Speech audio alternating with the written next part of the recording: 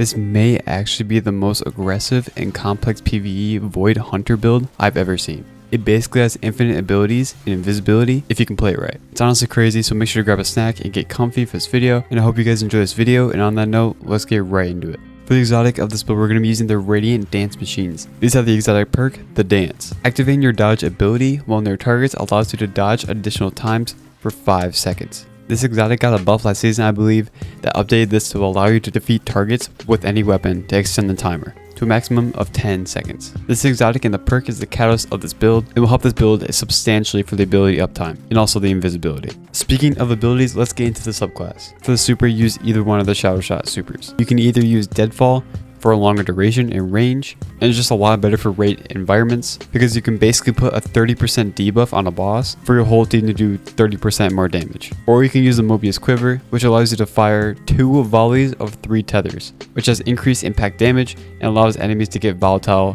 but does not last as long. But again, it still gives that 30% debuff. So this is completely up to you, and also it just depends on what you're playing. If you're going solo against champions, I would definitely recommend the Mobius Quiver for more burst damage, and I would definitely recommend Deadfall for a raid environment, just for that 30% increase for boss damage for your whole team for a longer duration. For abilities, we're using the Gambler's Dodge. This allows you to get your melee charge instantly when dodging your targets. This is vital in the build for a constant uptime for melee energy. For the melee, we only have one melee on the subclass, which is the Snare Bomb. This will weaken targets when thrown and will disorient them, but this is only for a couple seconds. Weaken is a 15% debuff, which basically means you can do 15% more damage to those weakened targets. But like we said, your melee is going to be doing that 15% debuff, but your super is going to be doing that 30% debuff still. Just want to make sure we're clear on that. This melee will play a bigger role when we get to our aspects. For the grenade of this build, use the Vortex Grenade. It will pull targets in on first impact and do damage over time, and is definitely the best for this build in my opinion. For the aspects, we're using the Vanishing Step and Trapper's Ambush. Vanishing Step basically allows our dodge to make us invisible.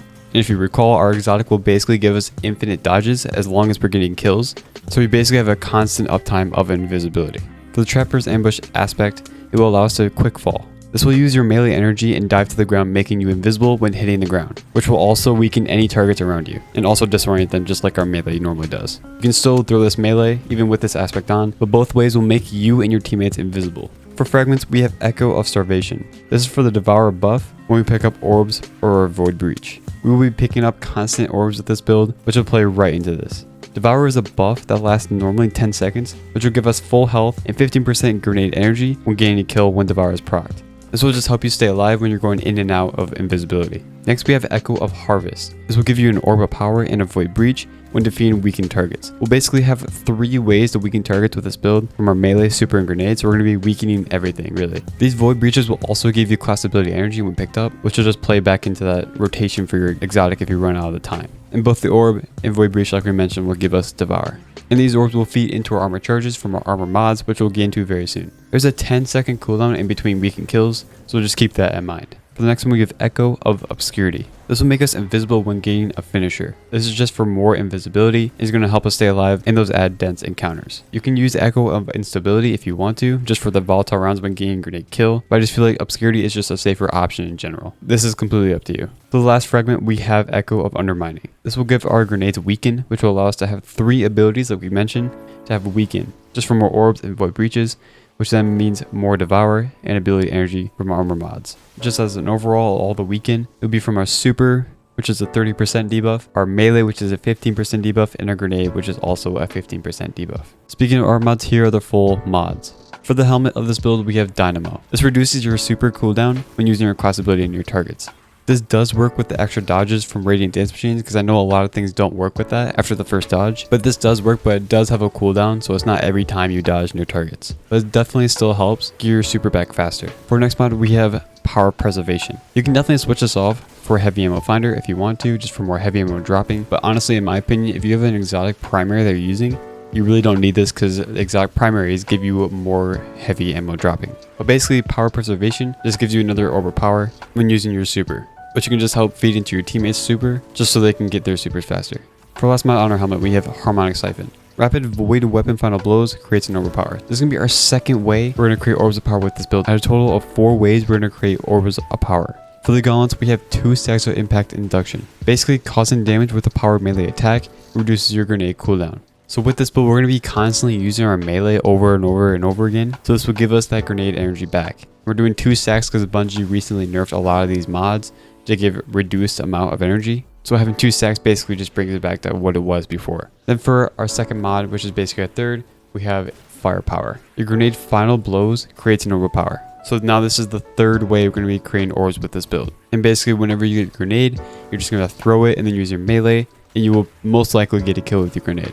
For our chest piece, we have charged up. Increases the maximum number of stacks of armor charge you can carry by 1. So this is going from 3 to 4, and then you can use any resist mods you want. But this is just going to help stack up those armor charges even more. For the boots of this build, we have Innervation. Reduces your grenade cooldown each time you pick up an orb of power. So this is going to be 10% to our grenade energy every time we pick up an orb of power, which will help us just give our grenade back faster, along with impact induction, which is also going to help. For our second mod on our boots, we have Orbs of Restoration. Picking up an orb of power grants a small amount of energy to your ability with the least energy. So if you just use your grenade and it's all the way down to 0, basically when you pick up an orb of power, it'll just go 10% to that ability. So since with this build, we're going to basically have our melee and class ability energy all the way up always, this is going to stack with Innervation to give us 20% to our grenade, which will also help. So if we run out of the Radiant Dance Machine's timer, then we can get 10% to that class ability just to get it faster. For the last mod on our legs, we have stacks on stacks. Picking up an orb power grants you 1 additional stack of armor charge. So every time you pick up an orb power, it will give you 2 stacks of armor charges. And yes, we're going to be getting a lot of orbs with this build, but this is just going to give us more leeway, so then we don't have to pick up as many orbs as we need to. For our class item, we're using a new mod. We're using Utility Finisher. Basically, this will restore your class ability when you have 3 more stacks of armor charges when you get a finisher. The reason we're using this and not Utility Kickstart is because with Radiant Dance Machines, you're basically using your class ability over and over and over again.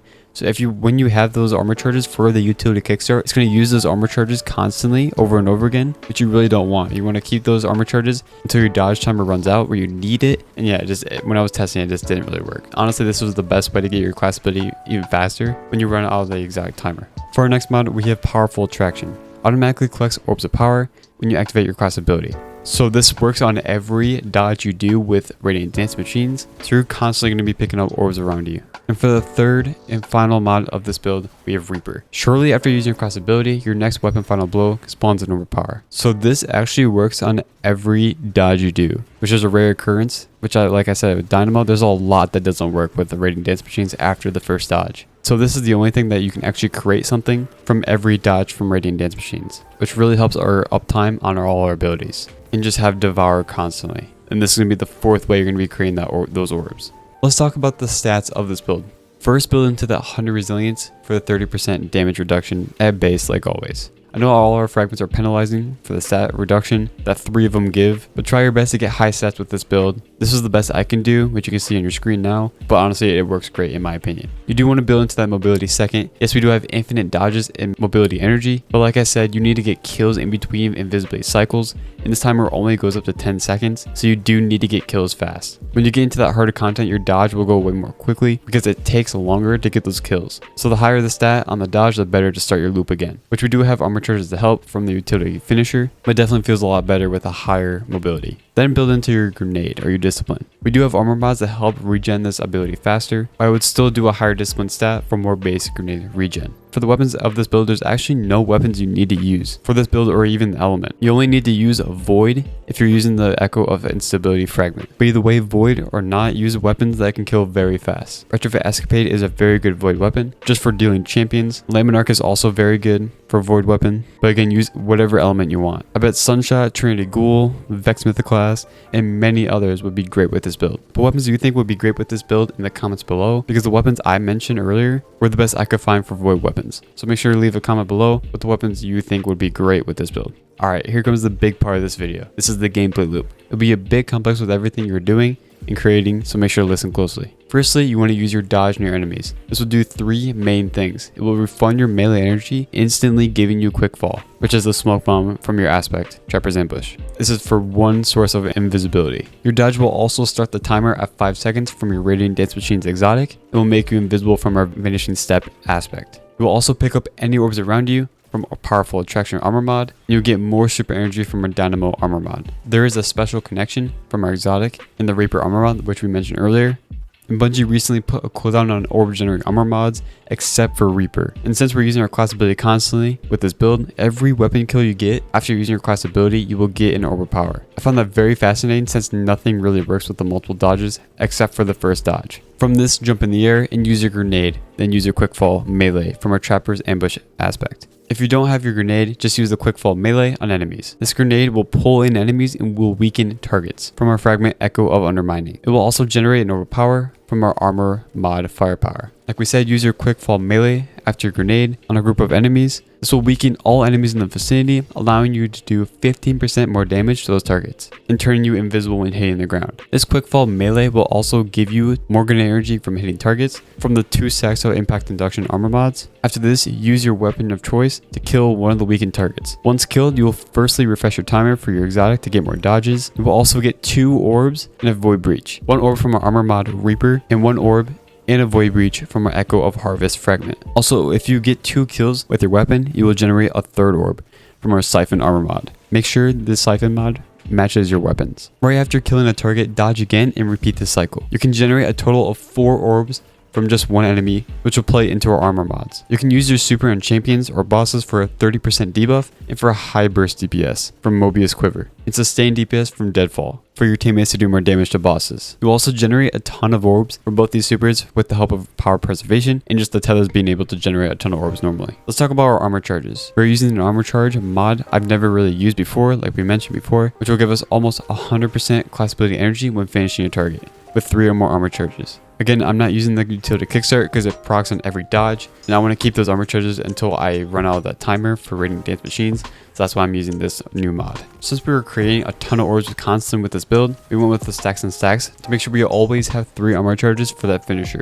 to then get our class ability back instantly. This will also make us invisible from our fragment Echo of Obscurity. These constant orbs we're creating will also give us energy to specifically our grenade and 10% energy to our least charge ability. And since we have our dodge and melee up constantly, both these will tie into our grenade, which will be 20% per orb. But yeah, basically dodge near a target first to start the timer, so then when you get a kill, it'll reset the timer up to 10 seconds. Then jump in the air, throw your grenade, use a quick fall melee, which will suck targets in, disorienting them so they can't move, which is the first 2 orbs you're going to spawn. After that, you can either dodge or go out in invisibility and shoot them to spawn another orb from Reaper. After all that, dodge again to get your melee back instantly, and then find the next target and then use your melee again, and then dodge again to get your melee back instantly, and then shoot them for Reaper again to spawn another orb, and keep going with that loop constantly. Did you catch all that? Hopefully you did. This build has been a blast to test and make, so I hope you guys enjoy this build just as much as I do. I will also save you the hassle to copy all the stuff down from the video with a dim link down below in the video description. This video is already long enough with a ton of information. I'm starting to stream more on my Twitch channel, Kuno99, from Tuesday to Thursday after 5 p.m. Eastern, with changing schedules as life goes on. But we're just going to be hanging out over there while playing Destiny 2 and other fun games with friends. I am planning a new YouTube series, which you'll be able to see early over there, so make sure to go check that out if you're interested. The link will be down in the video description. With that, thank you for watching. I hope you guys all had a great New Year's, and I'll see you in the next one.